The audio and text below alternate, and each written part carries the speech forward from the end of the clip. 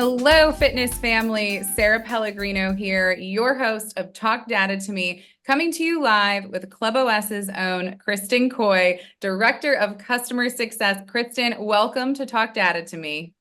Thank you. Very excited to be here. Awesome. Well, as you know, if you are tuning back in for season 2, our focus so far has been to look at certain generational trends and the data that we have to support them, as well as ideas or changes that you can implement in your fitness business to directly benefit certain age groups, all to help you, our fellow health club owners, make informed decisions when it comes to different generations in your gyms. Today, we're going to be speaking with Ashley Robinson, owner of Spoke Cycle, which is 3 locations in upstate New York. Ashley has figured out how to find and retain top-notch talent.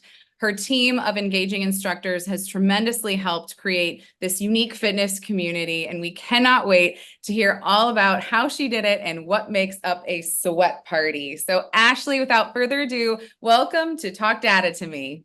Thank you. Happy to be here. Awesome. Well, let's jump right in. Please tell us about your background and your journey to owning Spoke. Yeah.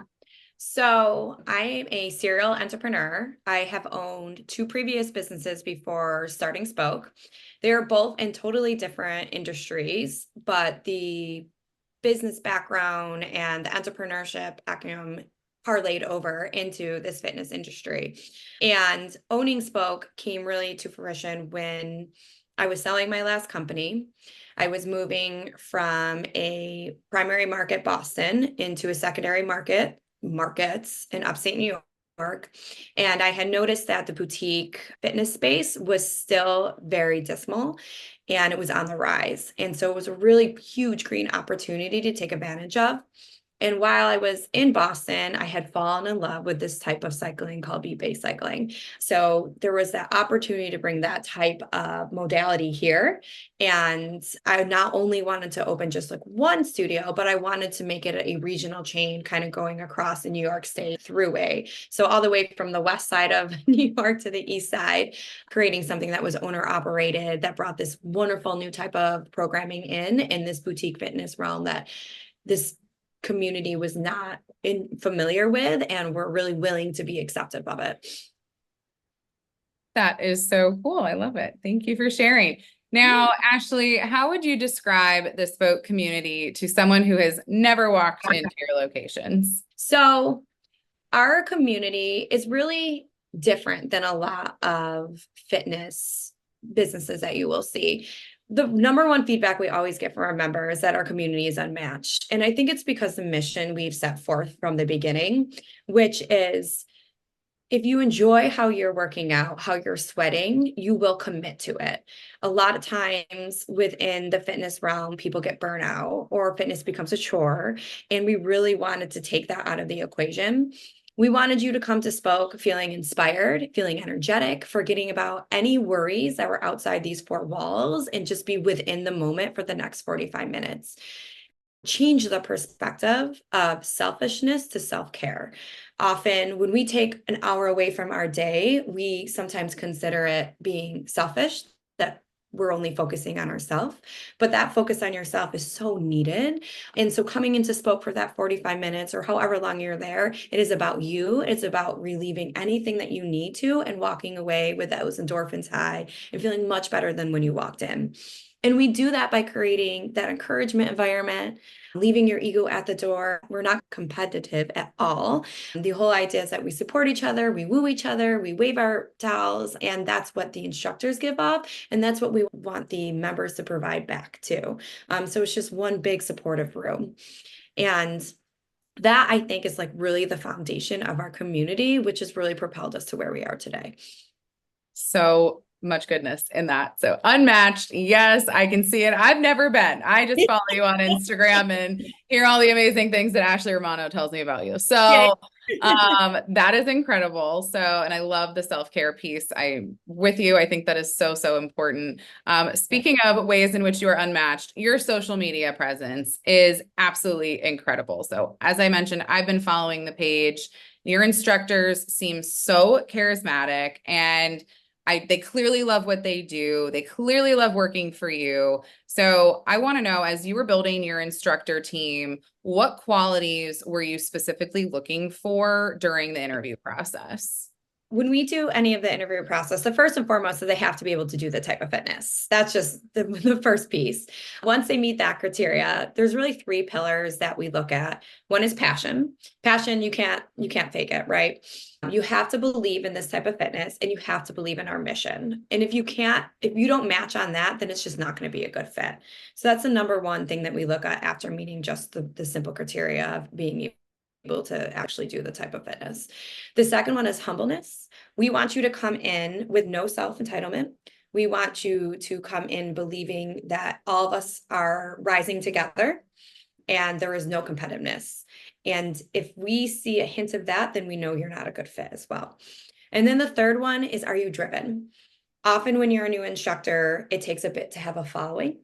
And that's hard. It's a challenge. So having the drive to talk with members, to get to know members inside or outside the studio, coming from a 5-person class up to a full class, it takes effort, it takes time, and it takes commitment. And most importantly, it takes a drive. And once you even get there, we want to see someone who can continue to improve themselves by adding new choreo or doing different things to improve their style of training. Those are all just so important. And if we see those three pillars within a prospective instructor, we know that's someone we really want to move forward with. That is so cool. I love that. Are there any fun ways in which the instructor and leadership teams, I'll get to members, but your core team, do you guys gather socially? And like, if so, how? And do you think that has really led to this true sense of community? Yeah, I think if my team isn't happy, if our team isn't happy, then our members aren't going to be happy. So whatever culture we're creating within the team, it's going to be parlayed out. So we have to start there. We do a lot of stuff outside of the studio, whether it's engaging with organizations or fundraisers or doing stuff like a bachelor ride where we have 3 eligible bachelors that come in and we have this whole fun thing where we king them the spoke bachelor. And it's a big fundraiser for a local nonprofit. Or when we get together and do happy hours, or we'll do a family barbecue, bringing in significant others or children, just trying to keep that community and closeness within our instructors is just so important, whether it's instructors or our front desk team, keeping that kind of culture and sense of likableness and getting together. It starts there. And then we bring that into our members from there. And with our members, what we'll do, anything we do outside, I mean, we'll do a pride night at our Red Wings games, which is like a local minor league here, where we invite all of our members to join us. Or we'll go to a fashion show. We participate in fashion show and we ask our members to be part of the fashion show. So it's ways to engage them outside of just within the studio. One of our favorite things is, you may see this already, tons of people are Taylor Swift fans right now, Swifties, they're everywhere. But we have Swiftie Sundays where we get together and they ride, and after they go next door and have coffee and talk about all Taylor Swift stuff. So it's just fun things that we do we try to like cultivate and continue and retain not only our team, but our members. That is so incredible. We're going to come back to the bachelor nights because I want to know how that works. That sounds like a good time. Yeah, it is. When we talk about doing these amazing things, right? You have your team and then we're bringing the members in. So it is the true spoke community. How are you doing that across multiple locations? Is it, hey, we're doing this fundraiser in all 3 locations, we want to participate? Is that kind of how it rolls?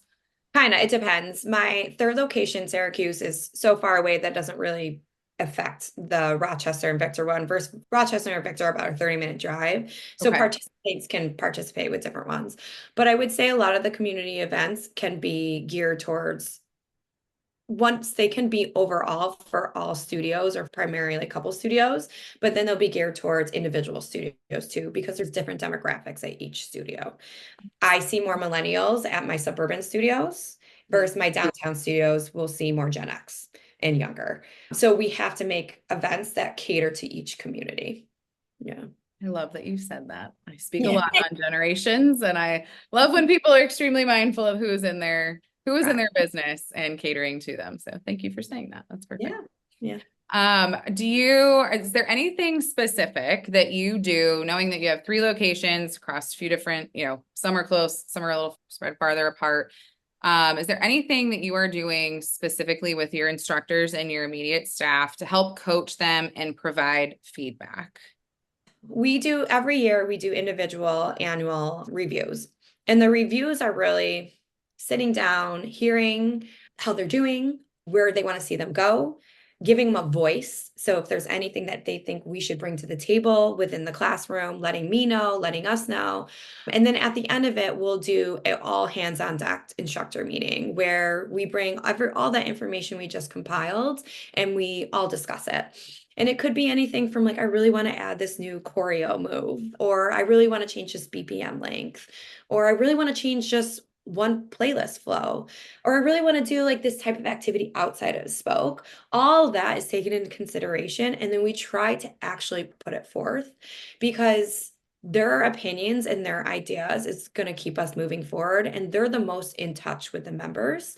So it's not only just giving them training to keep them on the same page, but giving them an opportunity to rise up and give their own input into how the studio is run. And I think that's really, really important.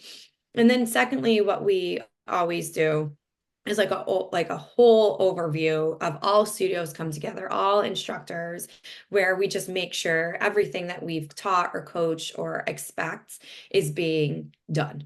So running through classes, any questions they may have about matching a certain type of, like I'll go back to choreo because that's what we do within a certain time range or BPM range, just making sure we're all on the same page.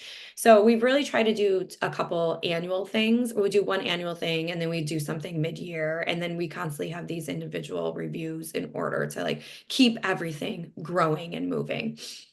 How cool is that? So much goodness there. Listening to the people literally on the ground on your stage that are hearing from your members what they want to see, listening to that, discussing it in a bigger room and bringing that back. That is incredible. That's really great. Awesome. This type of management, I will say, Ashley, this must really, really help you keeping your staff engaged, but also keeping them for longer. So I know staff turnover has just been a huge topic. It was huge coming out of the pandemic, and I'm just assuming that it's not going anywhere, right? So we're always looking for tips and tricks on how to keep people, happy and healthy in the workplace. So do you have any tips for our listeners on managing staff turnover in one location and then maybe over multiple locations if that answer would be different?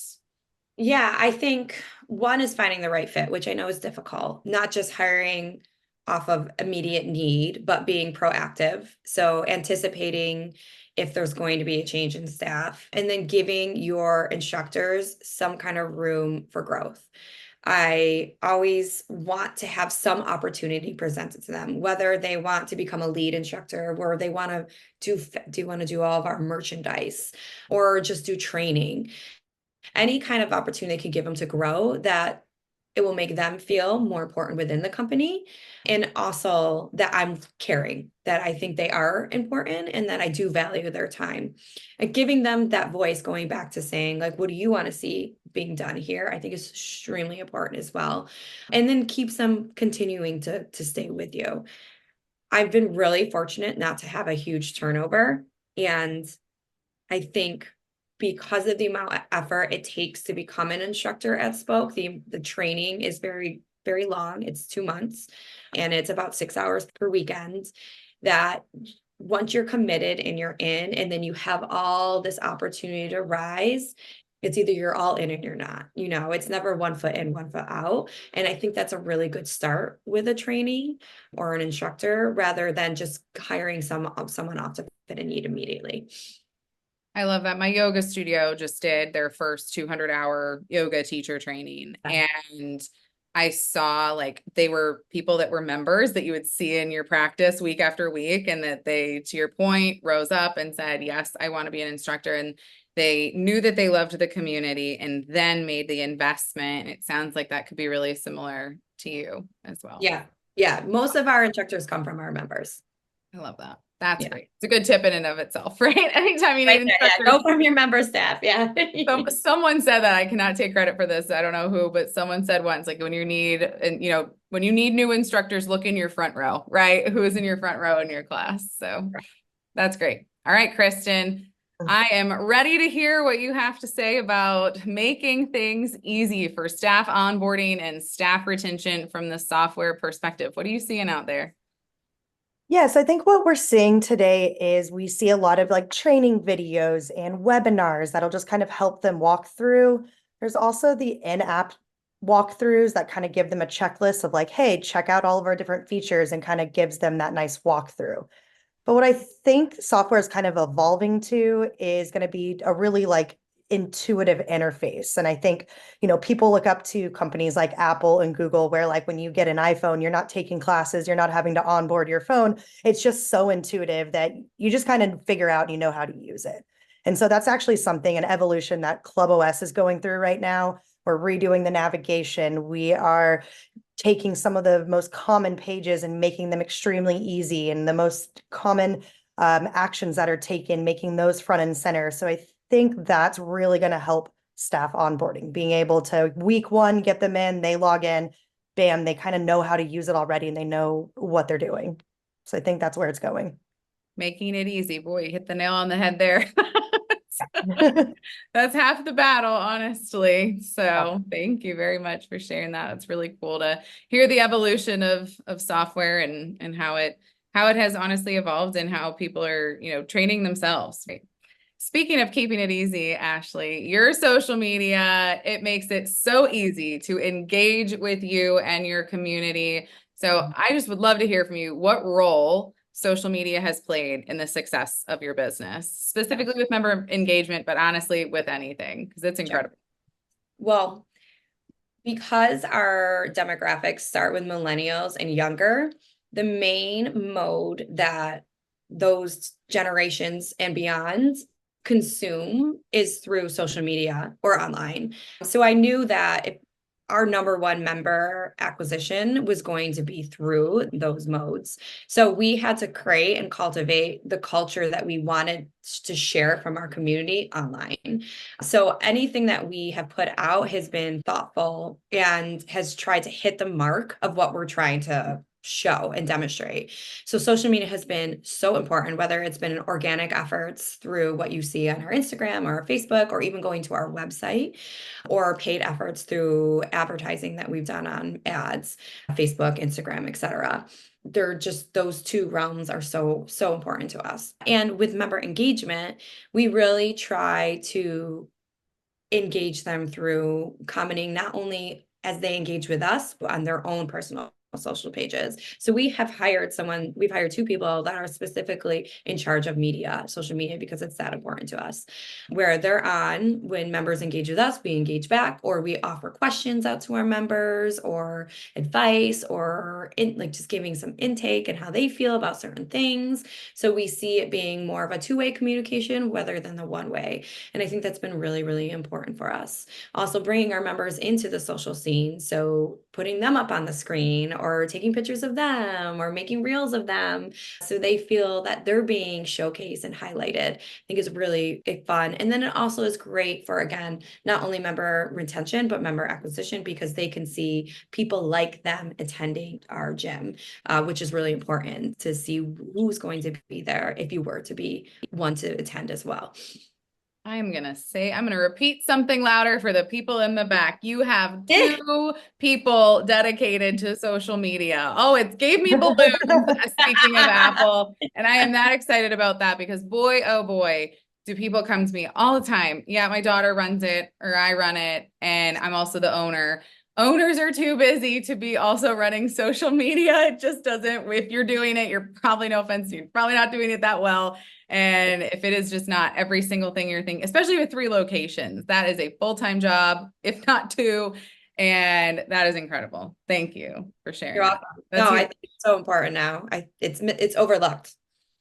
All the time, especially when in a boutique situation, your member base is that, millennial and probably younger. So that's where they are. It's where they're consuming their information. And I think the lesson, we're always looking for lessons that we can share with the big box clubs, right, Ashley? And I think the lesson there is do a demographic analysis. And if you have a lot of younger members, social media needs to be something that you are putting some sort of emphasis on. So thank you. Make it personal. I feel like you'll see with a lot of big box gyms that it's just cookie cutter and that just doesn't come more. Yeah. Stock images that makes my skin curl. Yeah.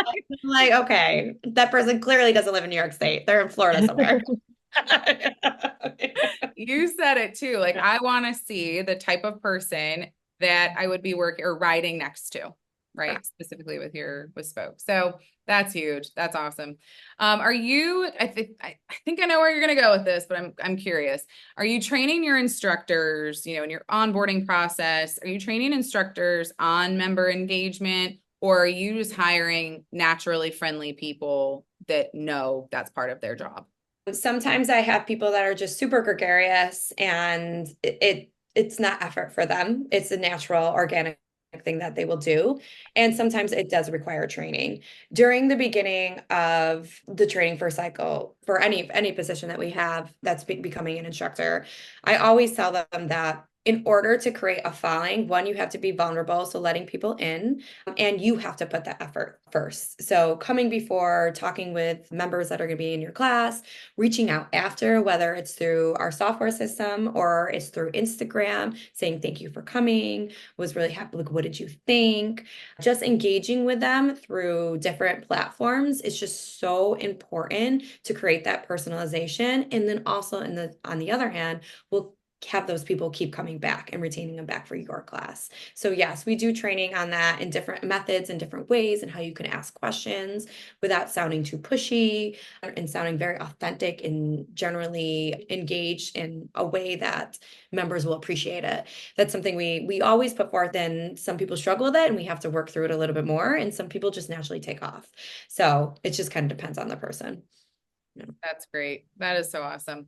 All right, Kristen, you were teed up pretty good for this one, but I want to hear your opinion on software systems and how they are making member engagement easier for fitness team members.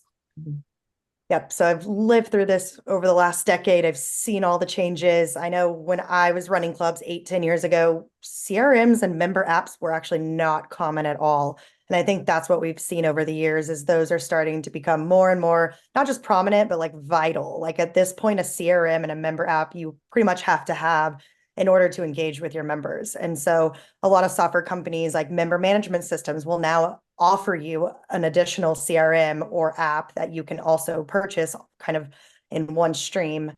Something Club OS has done is we've actually recently put the CRM and member app into the member management system. So now it's a single login, single place, so that the fitness staff can log in and decide how they want to engage with their members. So to Ashley's point, now they have all these different avenues. And if, some people respond, do they want to chat through the app? Do they want a text message? Do they want a phone call? So really learning your clients and how to reach out, and then having a system that'll allow you to kind of make those decisions. I love that. And I love giving options. I find when things are so automated, it's like you call and it texts you. It's like, well, no, I was calling because I had a calling question. If I was going to text you, I would have texted. You know what? So there's that kind of like read the room. Like if I'm calling you, I'd love for you to answer, So there's, working out through that, through those channels as well. That's a great point. That's awesome. But thank you both for your feedback on that area, because it's so important. All right, Ashley, I want to come back to Bachelor Night, and I would love for you to share what that is, because it sounds awesome. And I know our listeners would love to hear more. Yeah. So there's a nonprofit here that does a lot of raising for cancer patients. And their biggest event of the year is something called the Bachelor Auction, where they get 25 eligible bachelors throughout the Rochester region. And these bachelors go and they strut the runway and they're auctioned off. So it's hysterical. It's literally one of the best nights. One of the bachelors here ended up the Bachelor show on ABC. Oh my God. Yeah. They literally called him and they're like, this is ABC. And he's like, are you joking with me? You owned What? that catwalk. Yeah. Yeah, yeah, Was his he's like, audition. someone paying me? Yeah, yeah. So it's a really, really fun event. And we've been super involved with it for the last like 3 years. And what we do is we'll take 2 to 3 or usually 3 bachelors and we'll bring them to Spoke and they get paired with an instructor. And again, we're raising money for this Yeah. nonprofit.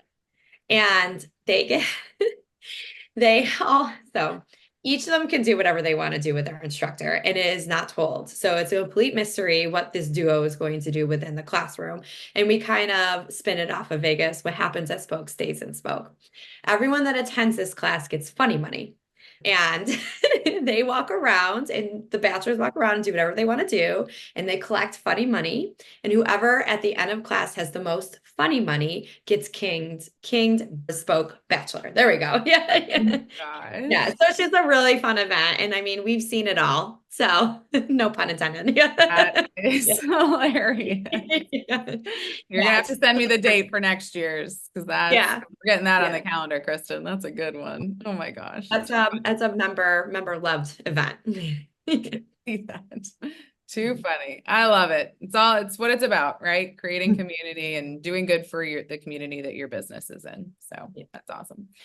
Ashley, as we round out this conversation,